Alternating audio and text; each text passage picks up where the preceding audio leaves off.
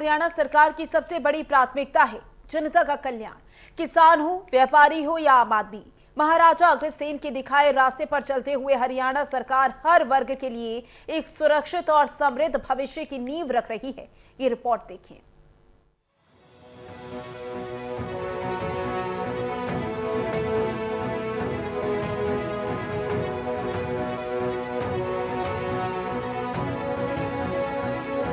हरियाणा का नायब नेतृत्व केंद्र सरकार के साथ कंधे से कंधा मिलाकर विकसित भारत का विकसित हरियाणा बनाने में जुटा हुआ है। केंद्र और राज्य सरकार की हर योजना का लाभ और जानकारी जनता तक पहुंचाई जा रही है, जिससे सभी लोग उसका लाभ उठा सकें।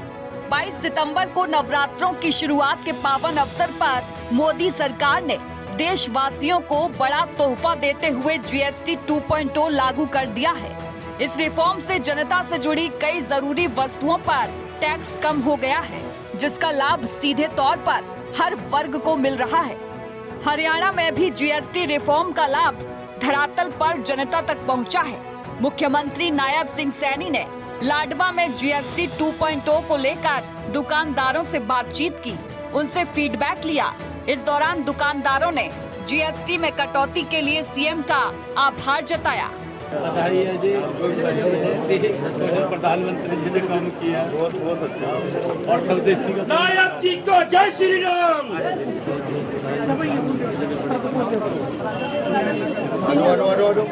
बहन जी बधाई है, नमस्ते बहन जी।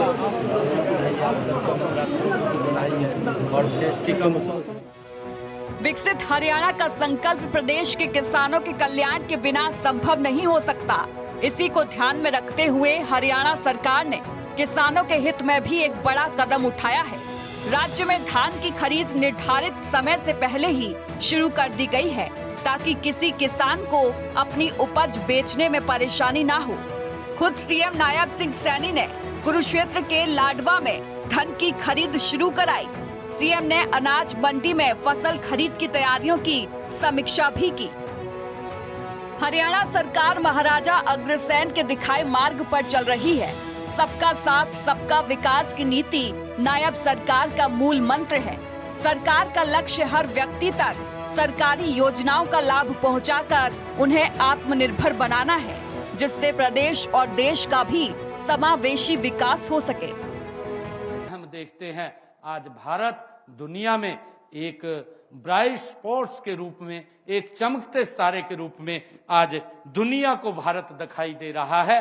और इसके पीछे की ताकत अगर कोई है तो वो ताकत हमारे महाराजा अग्रसेन जी की प्रेरणा है, और उसको लेकर के आदरणीय प्रधानमंत्री जी आगे बढ़ा रहे हैं। मित्रों, हम देखते हैं आदरणीय प्रधानमंत्री जी ने जब ये 2014 में ये विश्व के अंदर हमारी आर्थिक इकोनॉमी मित्रों ये 11वें 12वें स्थान के ऊपर थी, और देखते ही देखते जो आदरणीय प्रधानमंत्री जी का संकल्प था, उन्होंने कहा कि हम दुनिया की तीसरी आर्थिक मजबूत शक्ति बनेंगे। और देखते ही देखते आज दुनिया की मात्र 11 वर्षों के अंदर ये चौथी आर्थिक शक्ति के रूप में भारत उभर करके दुनिया के सामने खड़ा हो गया है। मित्रों, मुझे खुशी है आदरणीय प्रधानमंत्री जी ने आह्वान किया है लोकल फॉर वोकल, स्वदेशी। आदरणीय प्रधानमंत्री जी ने कहा कि हम अपने देश में बनी हुई वस्तुओं का उपयोग करें, उन्हीं को ही खरीदें, उन्हीं को ही बेचें। और ये ताकत जो स्वदेशी की है, ये भारत को दुनिया की तीसरी आर्थिक शक्ति के रूप में खड़ा कर देगी। इसमें हम सब के सहयोग की बड़ी आवश्यकता है। मैं आप लोगों से ये आग्रह करता हूं।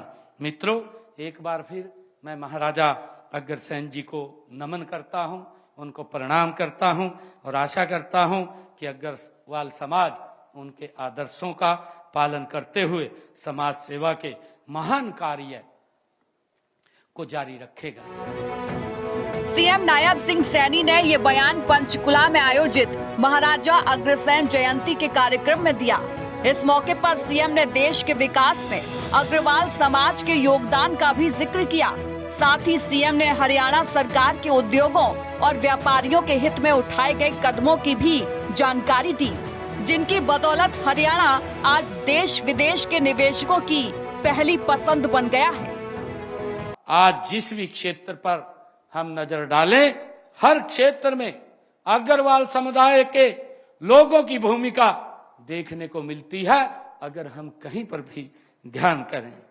आज आपका औद्योगिक उद्यम राष्ट्रीय सीमाओं को लांघकर आज विश्वविख्यात ये हो चुका है, हम सब जानते हैं। आजादी के पहले छोटी छोटी गद्दियों से ये कार्य आप लोगों ने प्रारंभ किया था और ये शुरू हुई आपकी व्यावसायिक यात्रा आज बड़ी बड़ी कंपनियों, कार्यालयों तक ये पहुंच गई है। उद्योग और व्यापार के अनुकूल माहौल बनाने के लिए हमने कई महत्वपूर्ण कदम उठाए हैं।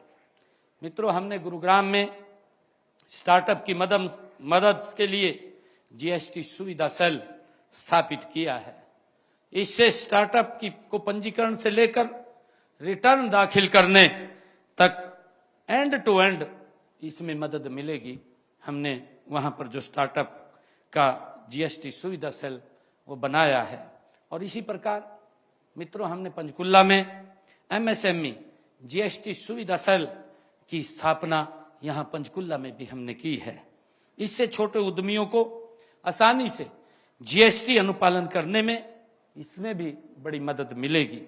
व्यापारियों के लिए हमने ई फंड की ऑनलाइन सुविधा शुरू की है और जो हमारे कराधान के क्षेत्र में ई पंजीकरण और कर की ई अदायगी एवं रिटर्न की ई फाइलिंग, ई निविदा और सी फार्म जारी करने की ऑनलाइन सुविधा भी हमने दी है। नायब सरकार की नीतियों की बदौलत हरियाणा आज एक ऐसा राज्य बन गया है जो अपनी पहचान सिर्फ कृषि और उद्योग तक सीमित नहीं रखता, बल्कि सर्व कल्याणकारी सोच के लिए भी जाना जाता है। आज हरियाणा सरकार हर वर्ग के कल्याण के लिए प्रतिबद्ध है, चाहे वो व्यापारी हो, किसान हो या फिर आम नागरिक।